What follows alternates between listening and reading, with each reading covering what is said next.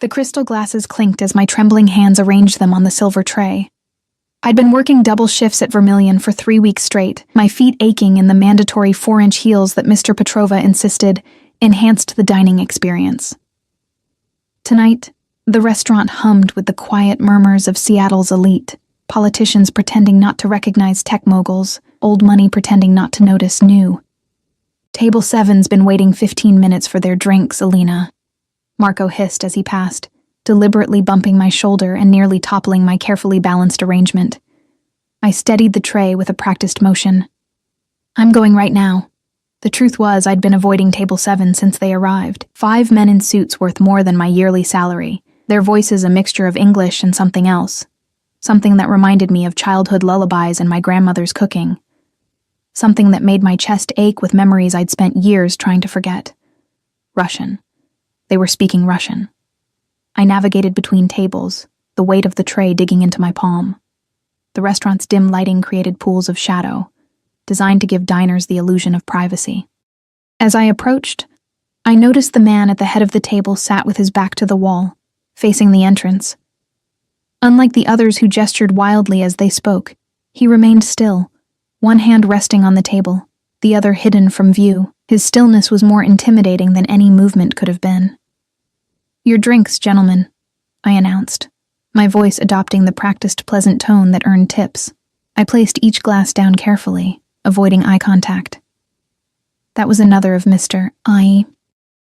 Petrova's rules. Never look the patrons directly in the eye unless they speak to you first. It keeps the experience exclusive, he'd explained during my training.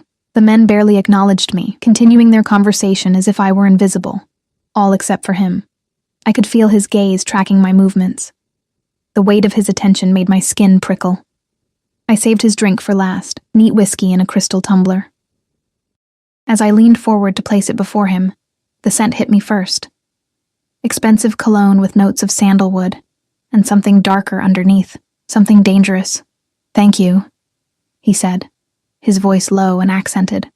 Not heavily, but enough to confirm what I already knew. I made the mistake of looking up. Dark eyes caught mine, and for a moment, I couldn't look away. His face was all sharp angles. High cheekbones, strong jaw darkened with precisely maintained stubble, and a mouth that seemed perpetually on the edge of a smirk.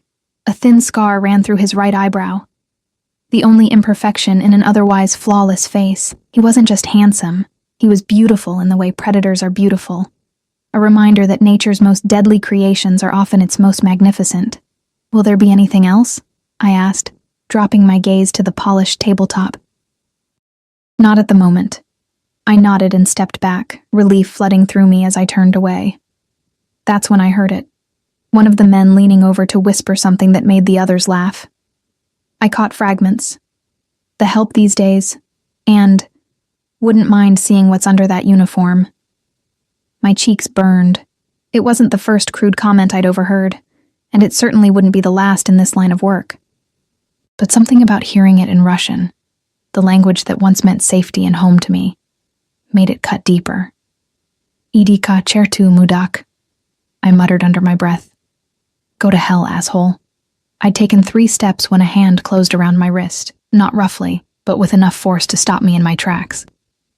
I froze, heart hammering against my ribs as the man from the head of the table stepped into my space, close enough that I could feel the heat radiating from his body.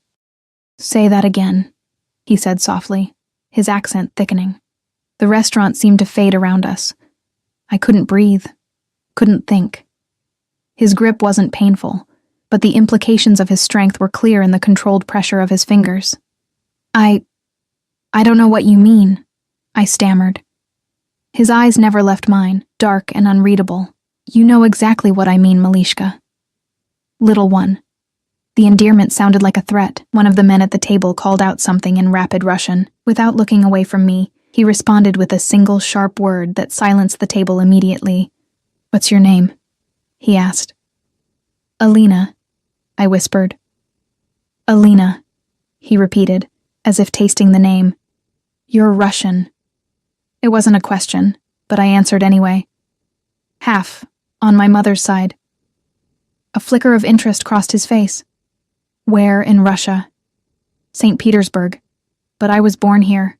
I haven't been back since I was a child. I was babbling, words spilling out under the weight of his scrutiny.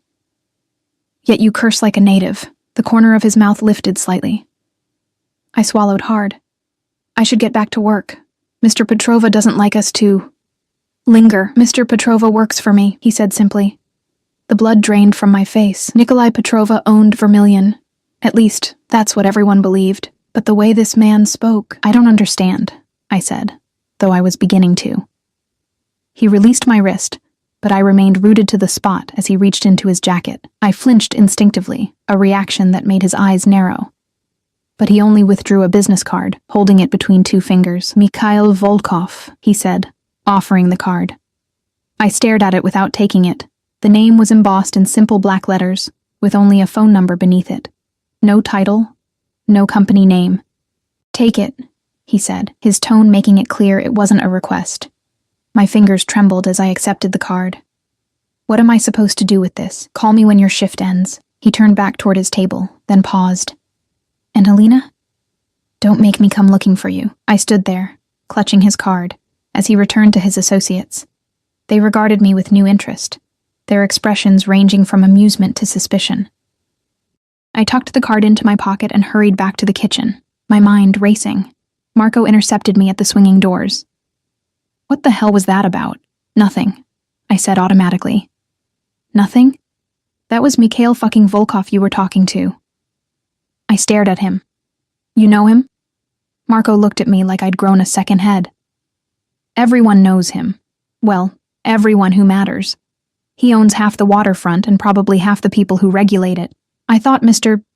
Petrova owned this restaurant, Marco snorted. Petrova's just a name on paperwork. Volkov owns everything that matters in this part of town. He leaned closer. They say he's connected, like old country connected, if you know what I mean. I did. The Russian Mafia wasn't just something from movies. My grandmother had told me enough stories about the Vori Visa cone to recognize the signs. The stillness. The way the others deferred to him. The carefully maintained distance between himself and the entrance. What did he want with you? Marco pressed. I touched the pocket where the card lay heavy as a stone. I don't know. Well, whatever it is, don't keep him waiting. Last waitress who spilled a drink on one of his guys disappeared the next day. Just saying. The rest of my shift passed in a blur. I moved between tables mechanically, taking orders, delivering food, all while acutely aware of Mikhail Volkov's presence. He didn't look my way again, but I felt his attention like a physical touch. By midnight, his table had emptied, the men departing in pairs with subtle nods to their leader. Volkov was the last to leave, dropping a thick fold of cash on the table without asking for the bill. As he passed my station, his eyes met mine briefly, a reminder. I finished my side work in record time, changed out of my uniform in the cramped employee bathroom, and slipped out the back door into the alley behind the restaurant. The night air was damp with the promise of rain, the Seattle sky a blanket of low-hanging clouds reflecting the city's lights. I had no intention of calling him. Whatever he wanted from me couldn't be good. I would go home, block this night from my memory, and pray that he forgot about the waitress who'd cursed in Russian. I made it 3 steps before the black SUV at the end of the alley flashed its lights once. My breath caught as the rear door opened. I couldn't make out the figure inside, but I knew who it was. I should run. I should scream. I should do anything but what I did next. I walked toward the car. The closer I got, the more my instincts screamed for me to turn around. But something stronger than fear pulled me forward. Curiosity, maybe, or the fatalistic sense that running would only delay the inevitable. Mikhail Volkov sat alone in the back seat, his posture relaxed yet somehow alert. Up close, in the confined space of the vehicle, he seemed larger, his presence filling the air like smoke. You didn't call, he said. You were waiting anyway. I stood by the open door, unwilling to enter his domain. Get in, Alina. It's going to rain. As if on cue, the first heavy drops splattered against the pavement. I hesitated for another moment before sliding into the seat beside him. The door closed with a soft, expensive-sounding thud, sealing us together in leather-scented darkness. The driver, a broad-shouldered man whose eyes met mine briefly in the rearview mirror before focusing on the road, pulled away from the curb without being instructed. Where are we going? I asked, pressing myself against the door, maximizing the space between us. Nowhere yet. We're just talking. Mikhail studied me with that same unnerving intensity. How long have you worked at Vermilion? 6 months. Before that? I frowned. Why does it matter? Humor me. I shifted uncomfortably. Different restaurants. I've been in the service industry since I was 18. And how old are you now? 26. He nodded slowly, as if confirming something to himself. Your Russian is very good for someone who left as a child. My grandmother raised me after my mother died. She refused to speak English at home. I surprised myself by volunteering this information. And your father? My jaw tightened. Not in the picture. Mikhail watched my face, reading something in my expression that made him change the subject. Tell me, Alina, are you happy at Vermilion? The question caught me off guard. It's a job. That's not what I asked. I considered lying, but something told me he would know. No, I'm not happy there. But the tips are good, and the health insurance covers my grandmother's medications. And if I offered you another position? One with better pay, better hours, and comprehensive benefits? My eyes narrowed. What kind of position? The hint of a smile touched his lips. Not the kind you're thinking. You don't know what I'm thinking. I can guess. He leaned forward slightly. I need an assistant. Someone who speaks Russian and English fluently. Someone observant, discreet, and not easily intimidated. And you think that's me? The waitress who cursed at your associates? Precisely because of that, his eyes gleamed in the darkness. Most people are afraid even to look at me. You called one of my men an asshole in his native tongue. It was stupid, I admitted. It was honest. I value honesty, Alina. It's rare in my world. I laughed bitterly. Right. The honest mobster. The temperature in the car seemed to drop 10 degrees. The driver's eyes flicked to the rearview mirror, then quickly away. Careful, Mikhail said softly. Fear trickled down my spine like ice water. I should go home. My grandmother will worry. Your grandmother is asleep, as she has been since 9 o'clock when she took her evening medication. At my startled look, he continued, Irina Petrova, 78 years old, lives with you in a 2-bedroom apartment on East Lake Avenue. She has a heart condition and arthritis. She feeds the pigeons in the park every morning at 7, weather permitting. The casual recitation of these intimate details left me cold. You've been watching me. I've been considering you for several weeks now. Why? Because I need someone I can trust. He reached into his jacket and withdrew an envelope, offering it to me. Your first month's salary in advance, along with detailed information about the position. Think about it overnight. I'll send a car for your answer tomorrow at noon. I didn't take the envelope, and if my answer is no, his expression remained unchanged, but something flickered in his eyes, something that might have been disappointment. Then the car will leave without you, and you'll never see me again. You'll continue your life as it was, working for tips and struggling to pay for your grandmother's medications. Just like that? I asked skeptically. Just like that. He set the envelope on the seat between us. I don't force people to work for me, Alina. That would make them liabilities rather than assets. I stared at the envelope, torn between suspicion and temptation. I don't know anything about being an assistant. You'll learn. The finality in his voice suggested he already knew what my answer would be. The car slowed to a stop, and I realized with surprise that we were outside my apartment building. I hadn't given the driver my address. How did you... I began, then stopped. Of course he knew where I lived. Until tomorrow, Alina. Mikhail reached across me to open my door, his arm brushing mine. Even that brief contact sent a jolt through my system. I grabbed the envelope and stepped out into the rain, which had intensified to a steady downpour. Before I could close the door, Mikhail spoke again. One more thing. I turned back, rain soaking through my thin jacket. Next time you curse in Russian, he said, make sure you're not in a room full of Russians. For the first time that night, I saw him smile fully, a flash of white teeth that transformed his severe features into something almost boyishly charming. Then the door closed, and the SUV pulled away, leaving me alone in the rain with an envelope full of money and the distinct feeling that I'd just made a deal with the devil. Sleep eluded me that night. I sat cross-legged on my bed, the envelope's contents spread before me. A stack of crisp $100 bills totaling $5,000, and a single-page document outlining my potential duties as personal assistant to Mr. Volkov. The description was surprisingly mundane. Managing schedules, coordinating with staff, arranging travel, translating when necessary. Nothing overtly illegal. Nothing that explained why he'd offer so much money for tasks any college graduate could perform. The rain tapped against my window, a gentle percussion accompanying the thoughts racing through my mind. From the bedroom next to mine came the soft, rhythmic breathing of my grandmother. I'd checked on her when I got home, finding her asleep with her television still on. A Russian soap opera playing to an unconscious audience. She'd sacrificed everything to raise me after my mother died, left behind friends, a respected position as a university librarian in St. Petersburg, the comfort of her native culture, all to give her orphaned granddaughter a chance at the American dream. And what had I given her in return?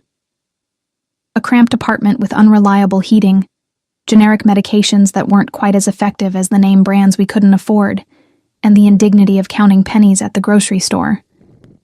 $5,000 would cover her prescriptions for months. At dawn, I gave up on sleep and made coffee. I was pouring my second cup when my grandmother shuffled into the kitchen, her slippered feet making soft swishing sounds against the linoleum.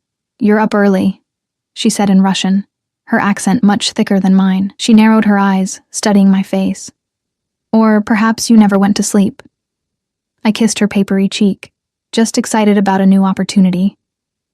What opportunity? She lowered herself carefully into a chair, her arthritic hands curling around the mug I placed before her. I hesitated. My grandmother might have left Russia decades ago, but she knew how things worked there. She'd recognized Mikhail Volkov for what he was faster than I had. "A better job," I said finally. "More money, better hours. With whom?" I busied myself with the coffee pot. "A businessman. Russian, actually. He needs an assistant who's bilingual." The silence stretched until I was forced to turn and meet her gaze. Her eyes, the same hazel as mine, though clouded now with cataracts, narrowed suspiciously. "What's his name? This businessman?" I considered lying, but she'd always been able to see through me. "Mikhail Volkov." She set her coffee down with a sharp click. "Volkov," she repeated, her expression unreadable. "Does he know who you are?" The question confused me. Just what I told him. That I'm half Russian through you and my mother. "And your father? Did you mention him?" "No, why would I? I don't even know who he is." It was a point of contention between us. Her refusal to discuss my father beyond saying he had been a mistake my mother made. She pressed her lips into a thin line. "You cannot take this job, babushka." "No." She cut me off with a sharp gesture. "The Volkovs are not businessmen. They are wolves, just as their name says. He owns restaurants, real estate. He owns these things the way a spider owns its web." She leaned forward, capturing my hands in her gnarled ones. "Listen to me, Alina. There are things you don't understand. Things I've protected you from. The world Mikhail Volkov inhabits is not one you want to enter." I gently extracted my hands. "I already live in that world. I'm just on the bottom rung of it, serving drinks and dodging wandering hands for tips." "Better the devil you know," she muttered. "The devil I know can't pay for your heart medication." I hadn't meant to say it so bluntly, but once the words escaped, I couldn't take them back. Her face softened. "Oh, my girl, is that what this is about? I'm an old woman. I've lived my life, and I want you to keep living it." I knelt beside her chair, resting my head against her knee like I used to as a child. "This is just a job. I'll be careful, I promise."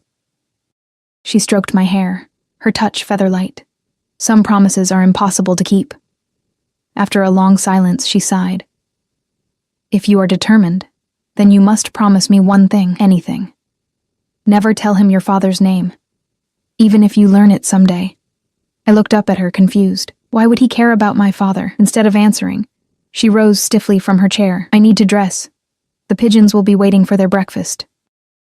At precisely noon, a black sedan with tinted windows pulled up outside our building. Not the SUV from the night before, but similar in its quiet ostentation. I was waiting on the front steps, having already decided my answer. The same driver from last night emerged and opened the rear door without a word. I expected to see Mikhail inside, but the back seat was empty. Mr. Volkov awaits at the residence, the driver explained, his accent thicker than his employer's. If you are coming. I hesitated for only a moment, before sliding into the car's leather interior. As we pulled away from the curb, I caught a glimpse of my grandmother watching from our apartment window, her face a pale oval of worry. We drove north, leaving the city behind for the winding roads that hugged the coastline. The houses grew larger and further apart, hidden behind security gates and dense foliage. Finally, we turned onto a private drive that curved through manicured grounds before revealing a modern mansion of glass and stone perched on a cliff overlooking the Sound. The driver used a key card to open an imposing gate, then guided the car up the drive to the main entrance. Before we'd even come to a complete stop, the front door opened, and a middle-aged woman in a tailored gray suit stepped out. Ms. Petrova. She greeted me as the driver opened my door. Her accent was American, her smile professional without being warm. I'm Helen Morrison, Mr. Volkov's house manager. He's asked me to give you a tour and go over some preliminary details before your meeting. I followed her into an entrance hall with soaring ceilings and walls of glass that showcased the dramatic seascape beyond. The interior was minimally furnished with pieces that looked both expensive and uncomfortable. Nothing seemed lived in or personal, more like a high-end hotel than a home. Mr. Volkov divides his time between several properties, Helen explained, as she led me through the main floor. This is his primary residence in Washington, though he travels frequently. Should you accept the position, you'll be expected to accompany him on these trips. Travel wasn't mentioned in the outline, I said. Helen arched a perfectly shaped eyebrow. The document you received was preliminary. The full contract is more comprehensive. She showed me through a series of spaces that blurred together in their pristine, impersonal luxury. A dining room that could seat 20, a kitchen where no food appeared to have been prepared, various sitting areas arranged for conversations that seemed unlikely to occur. And this would be your office, Helen said, opening a door to reveal a sun-filled room with views of the water. Unlike the rest of the house, this space felt designed for actual work, with a large desk, ergonomic chair, and shelves lined with reference books and folders. It's beautiful, I admitted. Yes, Mr. Volkov believes in providing optimal conditions for his staff. She gestured to a door at the far end of the room. Through there is a small apartment. Bedroom, bathroom, kitchenette, for nights when work runs late or weather makes travel difficult. The implication was clear. This job would consume more than standard business hours. What happened to his previous assistant? I asked. Helen's expression remained neutral. He was promoted to oversee Mr. Volkov's interests in Chicago. Before I could ask more questions, a discreet chime sounded. Helen checked her watch. Mr. Volkov is ready to see you. This way, please. She led me to a different wing of the house, stopping before a set of double doors. After a soft knock, she opened them and gestured me inside, closing the door behind me without entering herself. The room was a study, its walls lined with bookshelves interspersed with what appeared to be original artwork. A massive desk occupied one end, positioned so that anyone seated behind it would have their back to a wall while facing both the door and the floor-to-ceiling windows overlooking the Sound. Mikhail Volkov stood by those windows, his back to me, hands clasped behind him as he gazed out at the water. He wore charcoal trousers and a white shirt with the sleeves rolled to his elbows, revealing corded forearms dusted with dark hair. The casual attire did nothing to diminish the aura of authority that surrounded him. The view never fails to clear my mind, he said without turning. Water has memory. It's seen everything, been everywhere. Makes our problems seem small by comparison. I remained near the door, uncertain whether to approach. Is that why you live here? For perspective? He turned then, his mouth curving slightly. I live here because it's defensible. One road in, steep cliffs on 3 sides, water access if necessary. He gestured toward a chair positioned before his desk. Sit, please. I moved forward and took the offered seat, noticing as I did that he wore a shoulder holster with what was unmistakably a handgun. He saw me looking and made no attempt to hide it. Does my carrying a weapon bother you? He asked as he took his own seat behind the desk. Should it? Most people would find it concerning. Most people haven't had a drunk customer pull a knife because they were cut off at the bar. I met his gaze steadily. I grew up in the real world, Mr. Volkov. People have weapons. He studied me for a moment longer before nodding, apparently satisfied. You've decided to accept my offer. It wasn't a question, but I answered anyway. Yes. Good. He opened a drawer and removed a thick folder, sliding it across the desk to me. Your contract. Take time to review it. If you have questions or concerns, now is the time to raise them. I flipped through the document. Salary and benefits, confidentiality clauses, detailed job responsibilities. Everything seemed straightforward, almost mundane, until I reached a section titled Security Protocols. Employee will be fitted with a tracking device to be worn at all times. I read aloud, my eyebrows rising. Employee will submit to regular security screenings and background checks. Employee will have no contact with law enforcement without prior approval. Is this standard for an assistant position? It's standard for anyone in my inner circle. His expression remained impassive. My business interests make me a target for various parties. These measures protect both you and me. And what exactly are these business interests? The contract is vague. Deliberately so. He leaned back in his chair. I have holdings in real estate, hospitality, shipping, private security, and several technology ventures. The specifics are compartmentalized for reasons that should be obvious. Because some of those ventures aren't entirely legal, I said bluntly. He didn't flinch. Because information is valuable, and valuable things must be protected. I continued reading, stopping again at a clause regarding housing. This says I'd be expected to relocate to the apartment on your property. For security reasons, yes, you'd have weekends free unless we're traveling, and scheduled evenings to visit your grandmother. He folded his hands on the desk. I understand your concern for her care. The contract includes a provision for her as well. A monthly stipend, premium health insurance, and the option to relocate to a residential property I own near the hospital district. 1-bedroom units with 24-hour security and an on-site nurse. My throat tightened. It was more than I dared hope for. Financial security for my grandmother, a chance to give her the comfort she deserved in her final years, but the price was steep. My independence, my privacy, my freedom. Why me? I asked finally. There must be hundreds of bilingual assistants in Seattle with more experience, better qualifications. Mikhail's dark eyes held mine. Experience can be gained, skills can be taught, but certain qualities cannot. Perception, adaptability, loyalty. He paused. That night at the restaurant wasn't our first encounter, Alina. My blood chilled. What do you mean? 6 months ago. The Harbor Club. You were working the coat check during a private event. I remembered it vaguely. A charity auction for some maritime conservation effort. I'd picked up the shift as a favor to a friend. 2 men were arguing near your station, he continued. One of them dropped something into the pocket of a coat he didn't own. You saw it happen. The memory crystallized. A flash drive, I said slowly. He put it in someone else's jacket.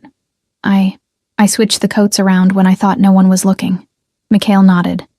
The jacket belonged to me. The flash drive contained information that would have been extremely problematic in the wrong hands. You had no idea whose coat it was. No reason to intervene. Yet you did. I didn't like his face, I said simply. He looked cruel. You have good instincts. Mikhail's expression softened fractionally. I made inquiries about you after that night. When I learned you were half Russian, that your grandmother was from St. Petersburg, it seemed like fate. The word hung between us, laden with meanings I couldn't quite grasp. There was something he wasn't telling me, some piece of the puzzle still missing. If I sign this, I said, tapping the contract, what happens next? You'll begin immediately. There's much to learn. He reached across the desk, offering me a pen. The question is, Alina Petrova, are you ready to step into a new world? I thought of my grandmother's warning, of the gun holstered beneath Mikhail's arm, of the mysterious flash drive and the men who wanted it.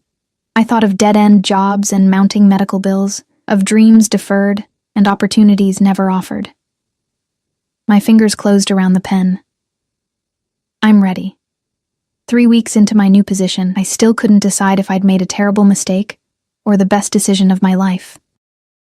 The learning curve was brutal. Mikhail expected perfection, and his definition of perfection included mind reading.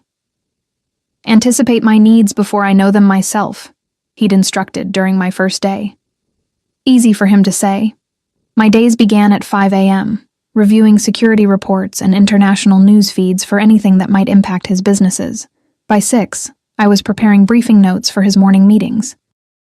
7 o'clock brought a car to take us to his downtown office, a penthouse suite in a building he owned, with views of the harbor and mountains beyond. Another coffee, Mikhail said without looking up from his computer. We'd been reviewing shipping manifests for 3 hours straight, and my eyes burned from staring at columns of numbers. I rose from my desk in the corner of his office, grateful for the chance to stretch my legs. The Ethiopian blend or the Colombian? A flicker of approval crossed his face. 2 weeks ago, I wouldn't have known to ask. Ethiopian, strong. In the small kitchenette adjacent to his office, I prepared his coffee exactly as he preferred. No sugar, just a splash of whole milk, served in a specific mug, black ceramic with no handle. These small details mattered to him in ways I was still discovering. When I returned, he'd moved to stand by the windows, phone pressed to his ear. His conversation was in Russian, his tone clipped and cold. I set the coffee on the side table and started to withdraw, but he gestured for me to stay. Da, я понимаю, he said into the phone. Yes, I understand. No, это неприемлемо. No, that's not acceptable. He switched to English. Tell Orlov if the shipment isn't cleared by morning, I'll consider our arrangement terminated. Permanently. The threat was delivered with such casual indifference that it took me a moment to register its weight. Terminated. Permanently. The words hung in the air after he ended the call. Mikhail sipped his coffee, his gaze fixed on the harbor below. You understand what's happening there, don't you? I hesitated. One of your shipments is being held up. By whom? Customs, I'd assume?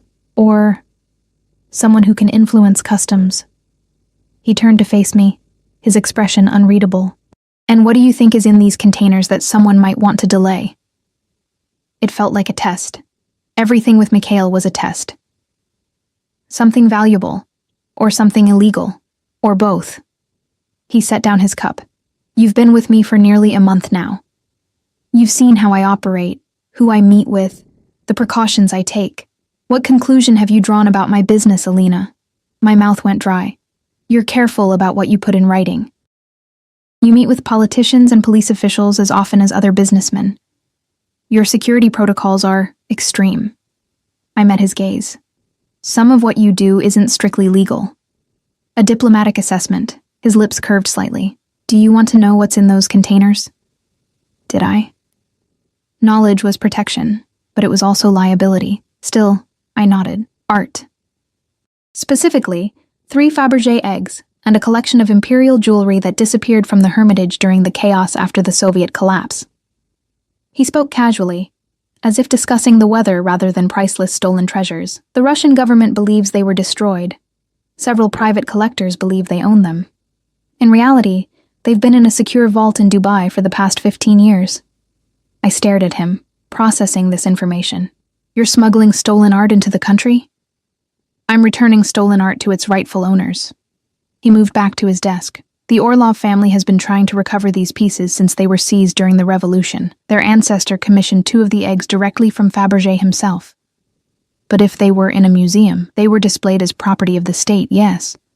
A state that no longer exists, which seized them from the family who paid for their creation. His tone hardened. History is written by victors, Alina. That doesn't make it right. Before I could respond, his phone chimed with a calendar alert.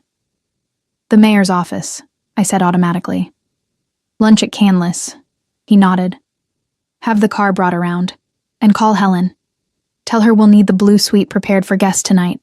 As I made the necessary arrangements, I couldn't stop thinking about those Fabergé eggs, smuggled across international borders through Mikhail's network. If he was caught, it would mean prison. And I was now complicit.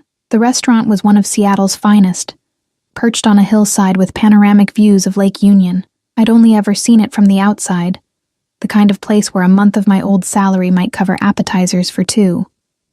The maitre d' recognized Mikhail immediately, escorting us to a private dining room where the mayor and his chief of staff were already waiting. I hung back as introductions were made, taking my usual position near the door, close enough to be summoned if needed, far enough to give the impression of privacy.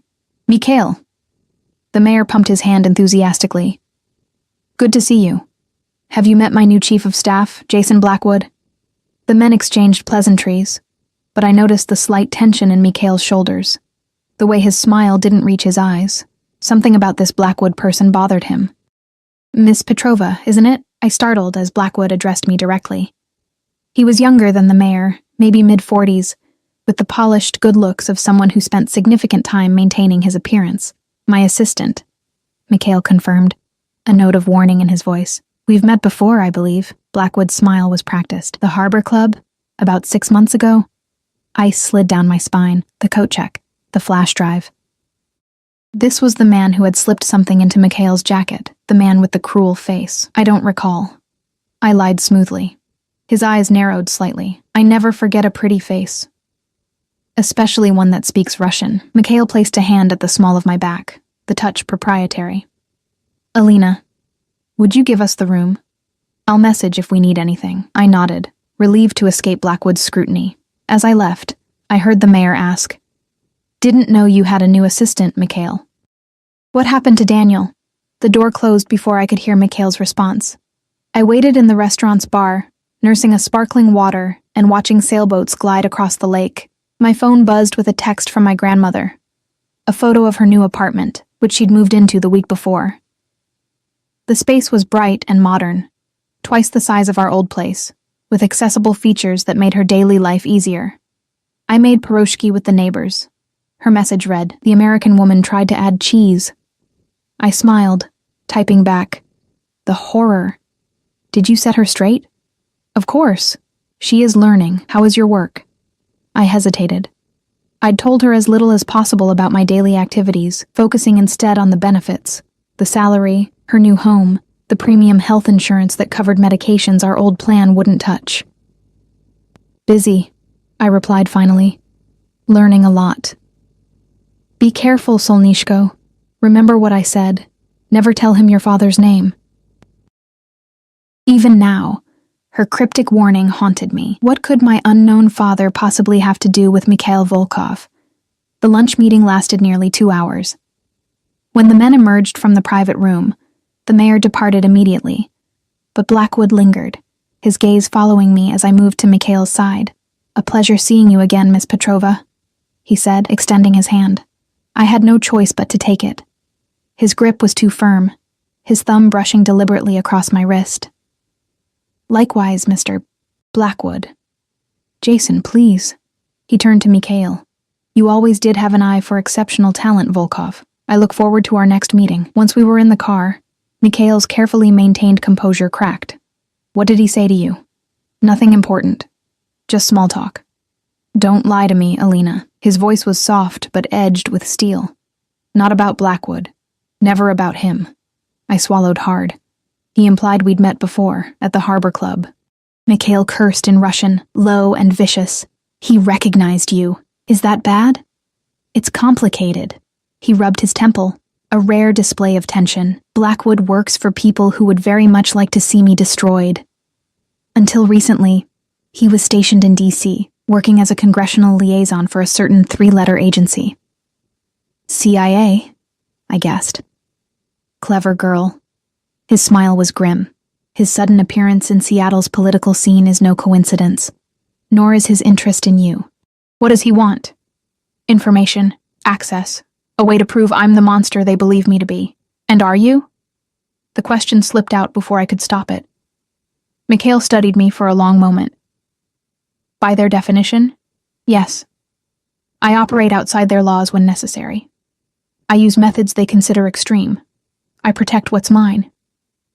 His gaze intensified. And you, Alina Petrova, are now mine to protect. The possessive statement should have frightened me. Instead, it sent an inappropriate thrill through my body. I looked away, hoping he hadn't noticed my reaction. The flash drive, I said, changing the subject. What was on it? Evidence. Names, offshore accounts linking several federal judges to Russian oligarchs. He shrugged. Nothing that concerned me directly, but the kind of information that creates chaos when released. Blackwood was using my jacket to frame me as the source. Why would he do that? To compromise my relationship with certain government officials who find me useful. Mikhail's phone chimed with a message, which he checked before continuing. We're going to have guests tonight. I need you to make yourself presentable. The abrupt change of subject gave me whiplash. Guests? Who? Orlov and his daughter. They're flying in from New York to discuss their artwork. He eyed my simple black skirt and white blouse critically. Wear the blue dress, the one Helen purchased last week. My cheeks heated. That dress is perfect for tonight's purpose. His tone left no room for argument. You'll join us for dinner. Irina Orlov is close to your age. It will give her someone to talk to while her father and I handle business. I bit back a retort about being used as a glorified babysitter. Yes, sir. His eyes darkened at the formal address. Don't call me that unless you want me to act like your superior rather than your employer. The implication sent another inappropriate shiver down my spine. What was happening to me? 3 weeks in Mikhail Volkov's orbit, and I was responding to his domineering attitude like some heroine in a gothic romance. I'll be ready by 7, I said instead, keeping my voice neutral. Back at the house, I retreated to my apartment to prepare for the evening. The blue dress hung in my closet, still in its garment bag from the exclusive boutique where Helen had taken me shopping. I'd protested when I saw the price tag, more than I used to make in 2 months, but she'd overruled me. Mr. Volkov expects his staff to project a certain image, she'd explained. Consider it part of your uniform. I unzipped the bag now, running my fingers over the midnight blue silk. The dress was undeniably beautiful, with a fitted bodice and flowing skirt that would move like water when I walked. It was also dangerously low-cut, with a slit up one side that would reveal more leg than I was comfortable showing. As I slipped it on, I caught my reflection in the full-length mirror. The woman staring back at me was a stranger. Elegant, sophisticated, with a hint of something wild in her eyes. This wasn't me. Or perhaps it was a version of me I'd never had the chance to become. I secured my grandmother's silver cross around my neck, the only piece of jewelry I owned worth wearing.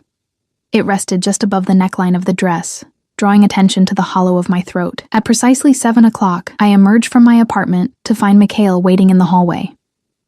He wore a tuxedo that looked as though it had been poured onto his frame, emphasizing his broad shoulders and narrow waist. His dark hair was swept back from his forehead, highlighting the sharp angles of his face. His eyes traveled over me slowly, lingering on the places where the silk clung to my curves. Perfect, he murmured, offering his arm. Shall we? As we descended the stairs together, I couldn't shake the feeling that I was walking deeper into his web with every step I took. And worse still, I wasn't entirely sure I wanted to escape.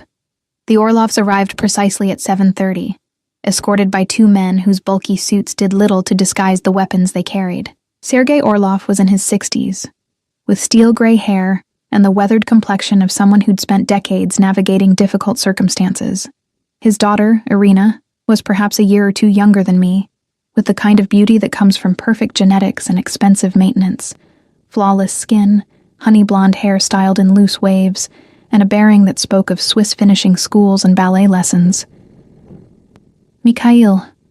Sergei embraced him with genuine warmth. Too long, my friend. Too long. The world grows smaller every day, yet somehow the distance between old friends increases, Mikhail replied, returning the embrace before turning to Irina. You look more like your mother every time I see you. She offered her cheek for a kiss. You say that every time, Misha. The familiar diminutive caught me by surprise. One day I'll be wrinkled and gray, and you'll still be comparing me to her wedding portrait. Mikhail laughed, a genuine sound I'd rarely heard from him. Because it will still be true. He gestured toward me. May I introduce my assistant, Alina Petrova. Both Orlovs registered interest at my surname. Petrova? Sergei repeated.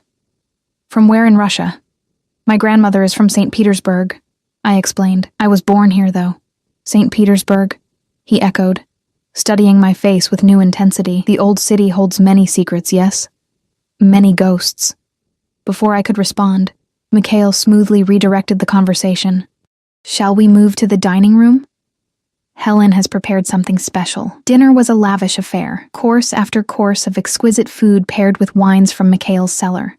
The conversation flowed easily between Russian and English, with frequent references to people and places I didn't recognize. I remained mostly silent, observing the dynamics between the three of them. There was history here, deeper than business associates, more complex than friendship.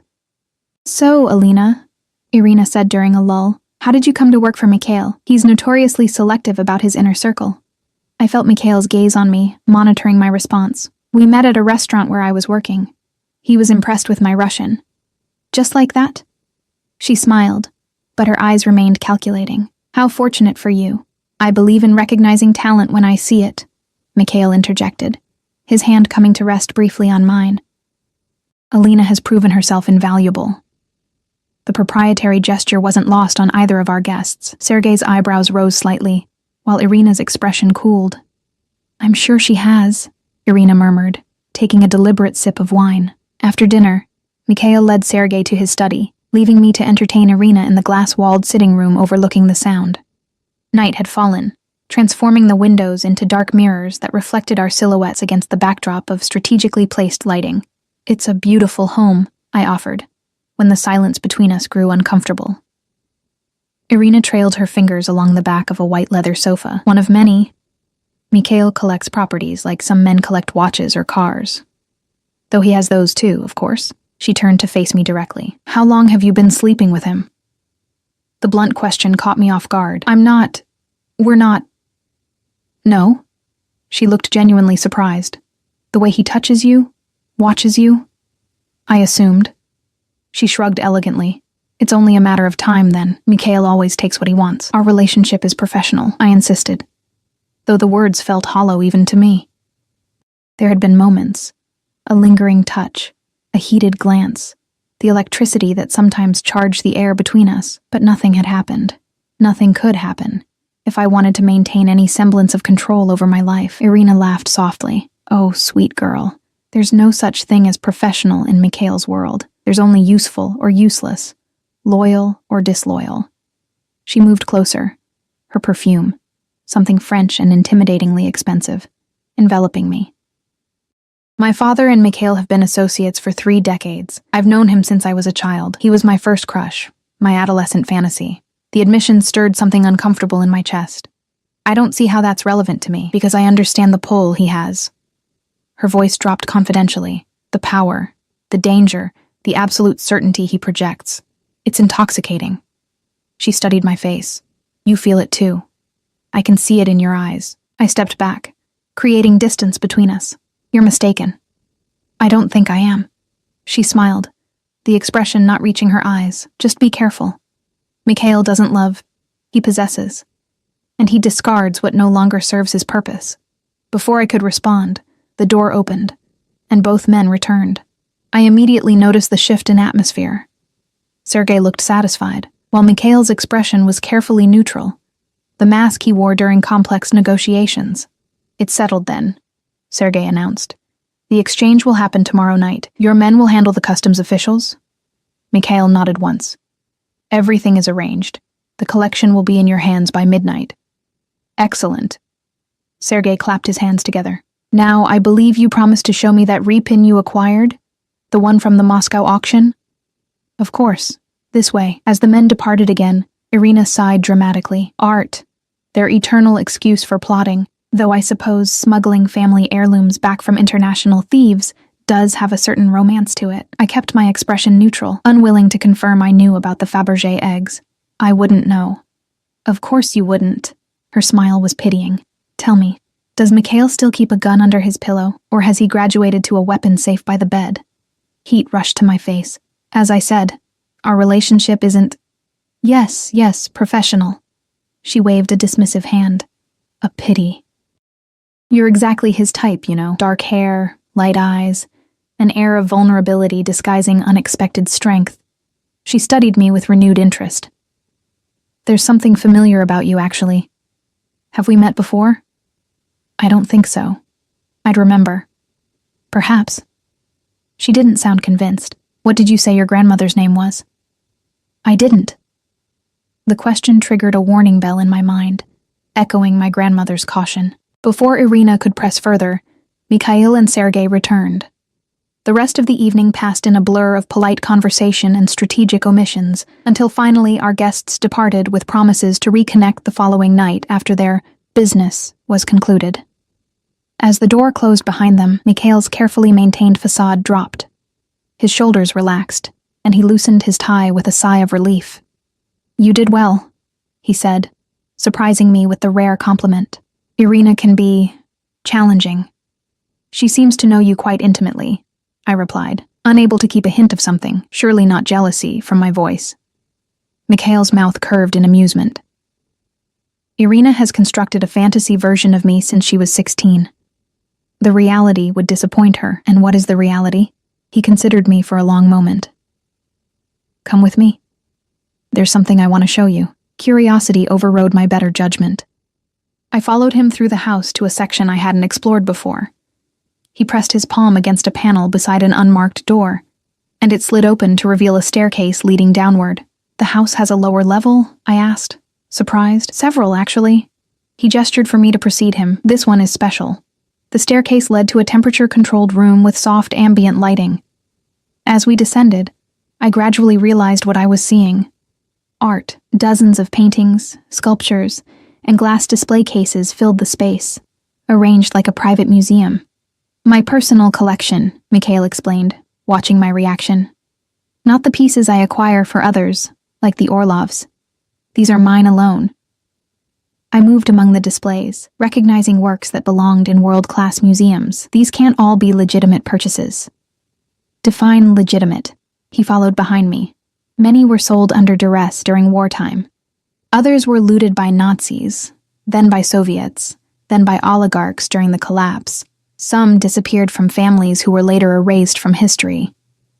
He stopped before a small painting of a woman in profile. "This belonged to my grandmother. The communists took it when they executed my grandfather for counter-revolutionary activities. I recovered it from a banker in Geneva, who didn't ask enough questions about its provenance." There was raw emotion in his voice I'd never heard before. Old pain, unhealed. "Your family suffered under the Soviets?" "My family was destroyed by them." His jaw tightened. "What the revolution didn't take, the purges did. What survived the purges, the war consumed. By the time I was born, all that remained were fragments, stories, a few photographs, names that couldn't be spoken aloud." I thought of my own fractured lineage. A Russian mother I barely remembered. A father whose identity remained a mystery. A grandmother who carried secrets like physical weights. "Is that why you help people like the Orlovs recover their lost treasures? Because of what happened to your family?" "Partly." He moved to stand directly behind me, close enough that I could feel the heat radiating from his body. "I believe certain things should be returned to where they belong. Art to its rightful owners, treasures to their families, people to their proper place." The last word sent a shiver down my spine. "And what's my proper place in all this, Mikhail?" He turned me to face him, one hand lifting to brush a strand of hair from my cheek. "That's what I'm still determining, Alina Petrova." My heart hammered against my ribs. We stood so close that the fabric of my dress brushed against his tuxedo jacket. I should step back. I should maintain the professional distance I'd insisted upon with Irina. Instead, I remained frozen, caught in his gaze like a small animal before a predator. "You still haven't answered my question," I whispered. "What's the reality of who you are?"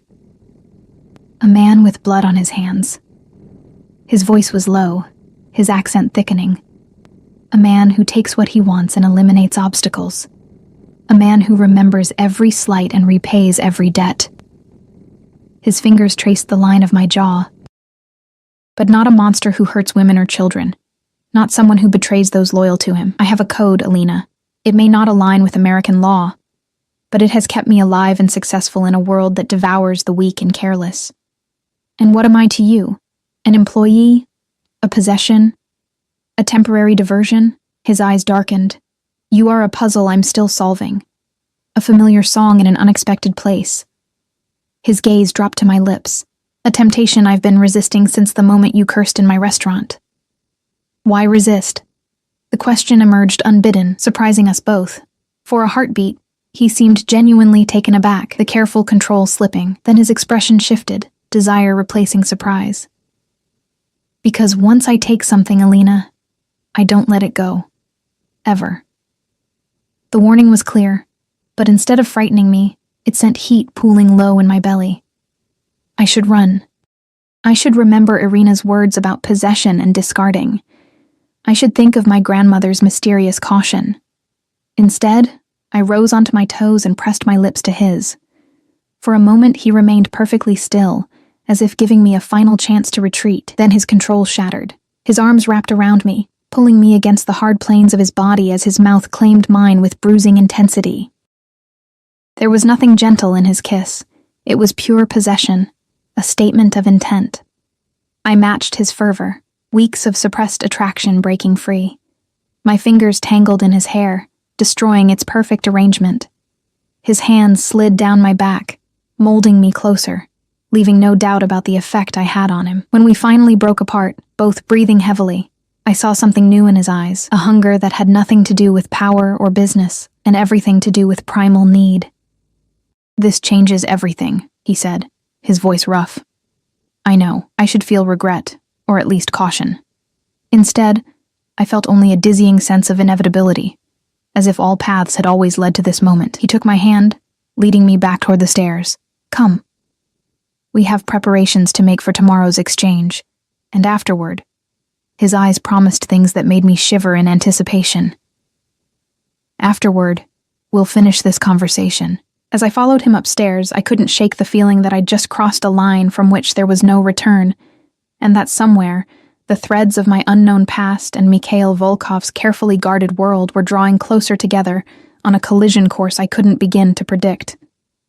The night of the exchange arrived with a tension that vibrated through Mikhail's entire operation. The house transformed into a command center, with security personnel stationed at every entrance and a team of tech specialists monitoring cameras and communication channels from a room I hadn't known existed until today. I'd spent the morning finalizing travel arrangements for the Orlov's departure, a private jet fueled and waiting at a small airstrip north of the city, flight plans filed under a corporate alias, hotel reservations in New York confirmed under yet another name. The layers of misdirection were dizzying, but I was learning to navigate them with increasing confidence. "The truck is 30 minutes out," reported a man I knew only as Dmitri, Mikhail's head of security. "Customs checkpoint cleared, no irregularities." Mikhail nodded, his expression unreadable as he studied a digital map displaying several moving dots. We stood in his office, converted now into an operations center, with multiple screens showing different aspects of the night's carefully orchestrated plan. "And our guests?" he asked. "En route. ETA 15 minutes. The collection? Secure in the vault, as instructed."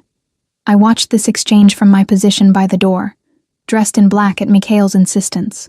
Black slacks, black turtleneck, even black soft-soled shoes. "You'll be invisible if necessary," he'd explained when he'd handed me the outfit that morning. The unspoken implication that invisibility might become necessary sent a chill down my spine. After our kiss in the art vault, we'd maintained a professional distance. Not from lack of desire, the electricity between us had only intensified, but from mutual recognition that the operation took priority. "Business first," he'd murmured against my lips before pulling away. "Always business first." Still, something fundamental had shifted. The way his eyes followed me, lingered when I moved, the casual touches that now carried undisguised intent, the private smiles that promised future pleasures once this transaction was complete. "Alina." His voice pulled me from my thoughts. "The file."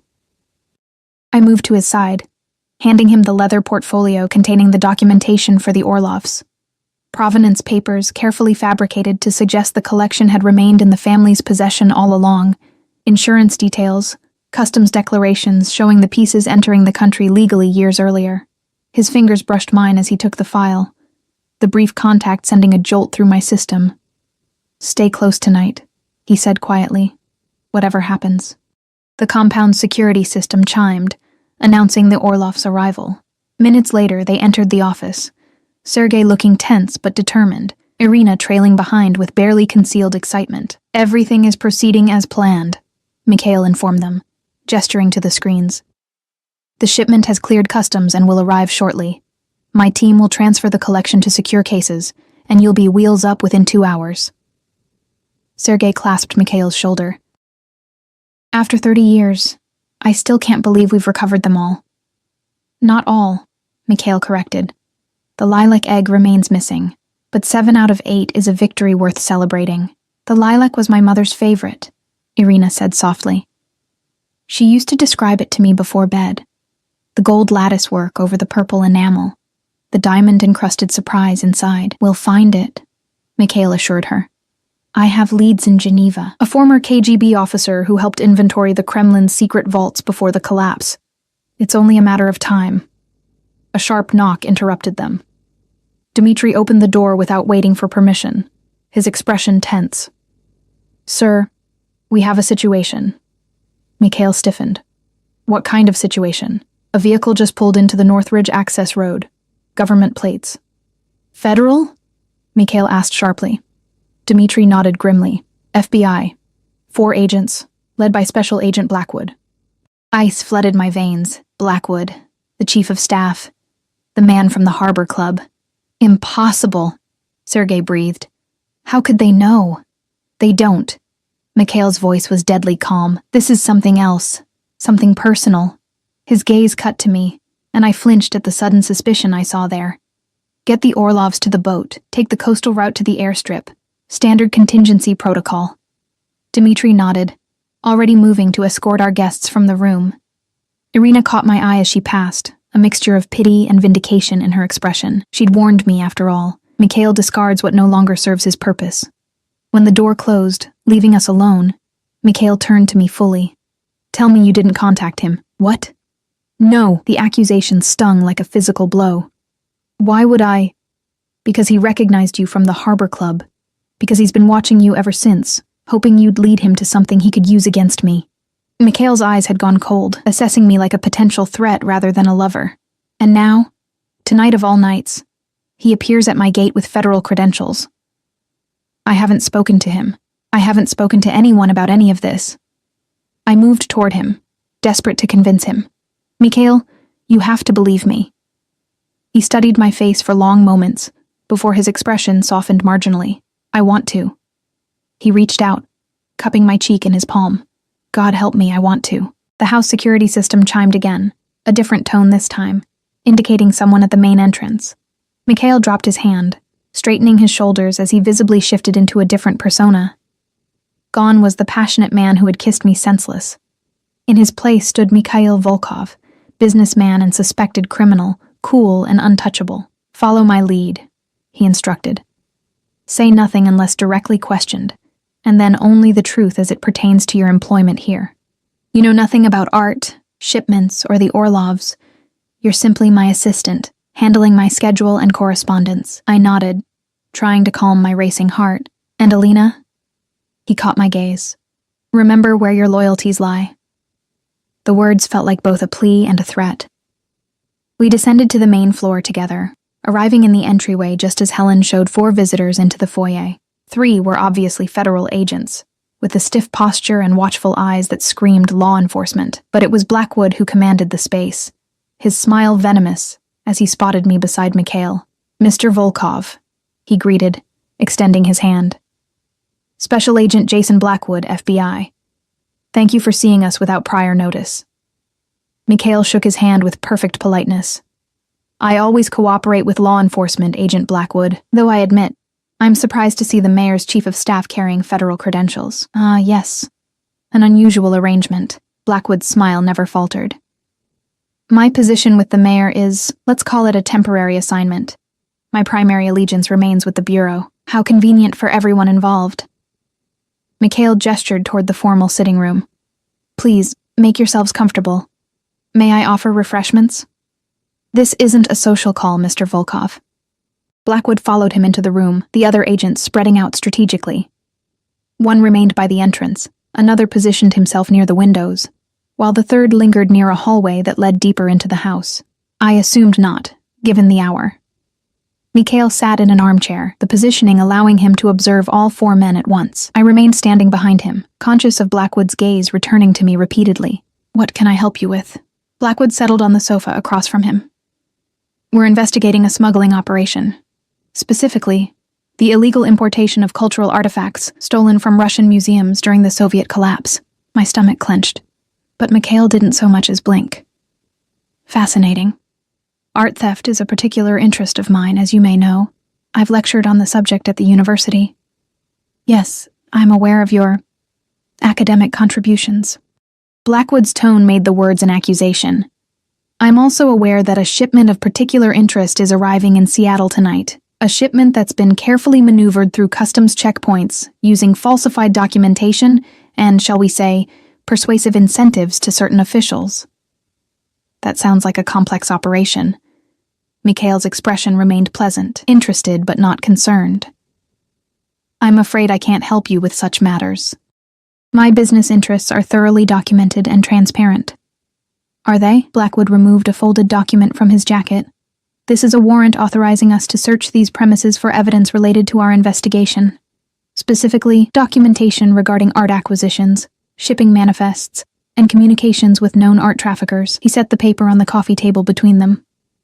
We'll try to minimize disruption, but I suggest your staff cooperate fully. Mikhail picked up the warrant, scanning it with practiced ease. I held my breath, wondering if the stolen eggs were still in the house, if the Orlovs had managed to escape through the coastal exit. If I was about to watch this man I'd foolishly fallen for be led away in handcuffs. This appears to be in order, Mikhail said finally, setting the document down. You're welcome to search the premises, though I'm afraid you'll be disappointed. My collection is properly documented and legally acquired. He gestured to Helen, who had appeared silently in the doorway. Please show Agent Blackwood and his colleagues whatever they wish to see. Blackwood's triumphant expression faltered slightly, replaced by suspicion. Mikhail's cooperation was clearly not what he'd expected. Miss Petrova will accompany us, he said suddenly, as a witness. My pulse jumped, but Mikhail merely nodded.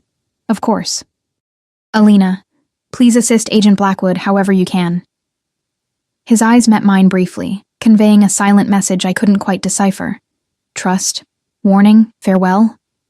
For the next 2 hours, I followed the agents through the house as they methodically examined rooms, opened cabinets, and photographed anything that caught their interest. They paid particular attention to Mikhail's office, copying files from his computer and removing physical documents for examination.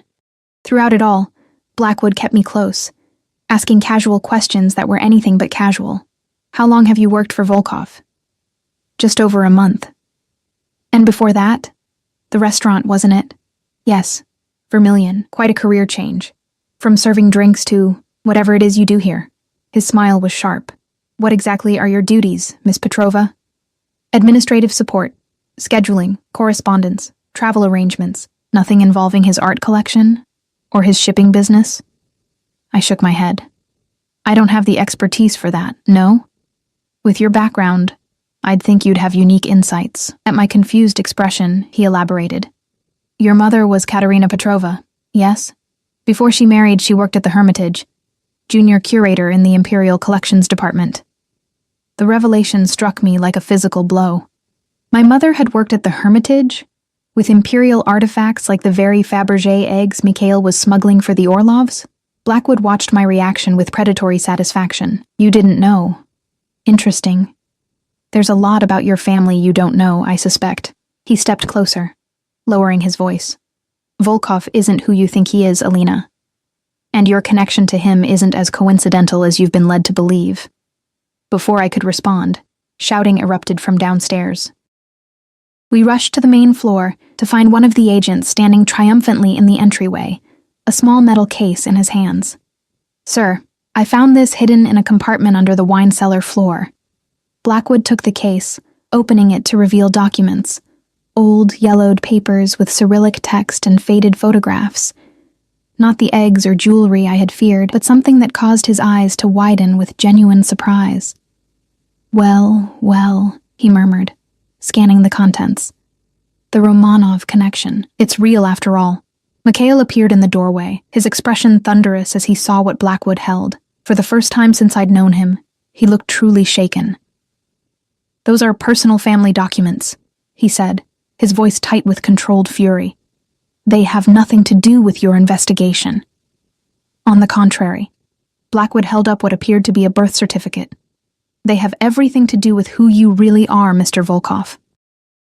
Or should I say, Your Imperial Highness. Mikhail's gaze darted to me, something like regret flickering in his eyes before his mask slammed back into place.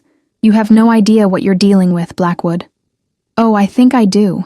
Blackwood turned to face me, triumph written across his features.